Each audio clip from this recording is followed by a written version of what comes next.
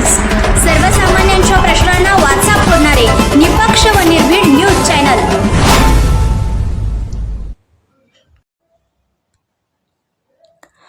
बैठकीनंतर bogus post viral करून लोकांची दिशाभूल करणं हे पाटील बरं नव्हं। धनाजी चुडमुंगे यांचा पाटलांवर गंभीर आरोप। अधिकृत बैठकीत भूमिका मांडायला कोणी अडवले होते? सवाल। सैनिक टाकळी MIDC प्रकरणात धनाजी चुडमुंगे यांनी आमदारांवर दिशाभूल करण्याचा थेट आरोप केला आहे। आमदारांनी बैठकीनंतर MIDC होणार असा बोगस फोटो व चुकीची पोस्ट व्हायरल केल्याचा आरोप करत चुडमुंगे म्हणाले, बैठक संपल्यानंतर कुठेतरी एक फोटो काढायचा आणि त्याच पद्धतीने दिशाभूल करायची, हे वागणं आमदारासारख्या पदाला शोभणारे नाही। ते पुढे म्हणाले, तुम्हाला जर खरोखर MIDC करायची होती तर अधिकृत बैठकीत येऊन भूमिका मांडायला पाहिजे होती। तुम्हाला कोणी अडवले नव्हते, असा सवाल चुडमुंगे यांनी उपस्थित केला आहे।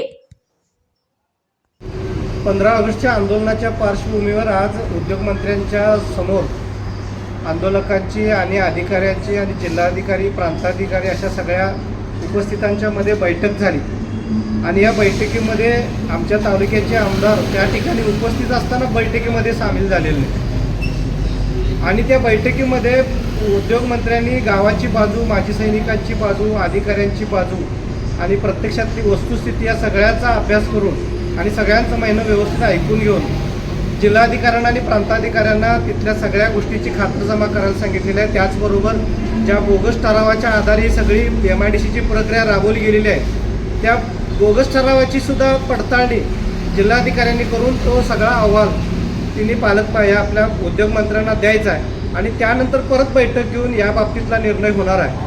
आजच्या बैठकीला आमदार त्या ठिकाणी उपस्थित असताना का त्या ठिकाणी आमच्या बैठकीमध्ये सामील झालेले नाहीत, हे आत्ता आम्हाला त्यांचं हे पत्र किंवा ते आत्ताचे आलेला फोटो बघितल्यानंतर आमच्या लक्षात आलेला आहे। त्यांना पूर्णपणे सगळ्या लोकांची दिशाभूल करायचं आहे। त्याचबरोबर दैनिकामध्ये वेगवेगळ्या बातम्या पुरवून आपली MIDC ही व्हावीच म्हणून आत्ताचे उद्योगमंत्र्यांनी सांगितलं, हे खोटं सांगायचा प्रयत्न त्यांचा आहे।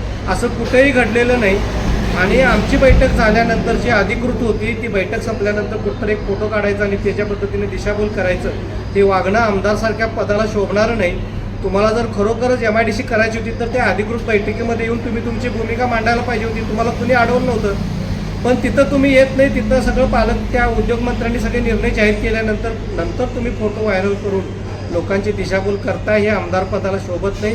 तुम्ही आमदार पदाचे पात्रता नसणारे माणसं आहे आणि दिशाभूल करून तुम्हाला एक वेळ कुठंतरी तुमचं हे हित साधता येईल, पण तुमच्यावरची विश्वासार्हता मात्र पूर्णपणे संपत चाललेली आहे। तुम्ही मध्ये चर्चेसाठी बोलवून आमच्या माजी सैनिकांना मारहाण केला।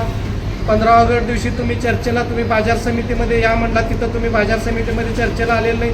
आता तुम्हाला रीतसर तिथं निमंत्रण असताना तुम्ही तिथं उपस्थित असताना तुम्ही बैठकीला येत नाही आणि नंतर मात्र तुम्ही दिशाभूल करण्याचा प्रयत्न करताय। हे सगळं बंद करावं आणि तात्काळ असा आमचा आमदार हा होऊ शकत नाही, त्याने तात्काळ राजीनामा द्यायला पाहिजे आणि कोणत्याही परिस्थितीमध्ये MIDC होणार नाही, अशीच सगळी परिस्थिती आहे। आणि जो अहवाल येणार आहे जिल्हाधिकाऱ्यांचा तो सुद्धा तसाच येणार आहे। कोणत्याही परिस्थितीमध्ये MIDC ही टाकळीमध्ये होणार नाही। संघर्ष या न्यूज चॅनलला लाईक करा, शेअर करा आणि सबस्क्राईब करा।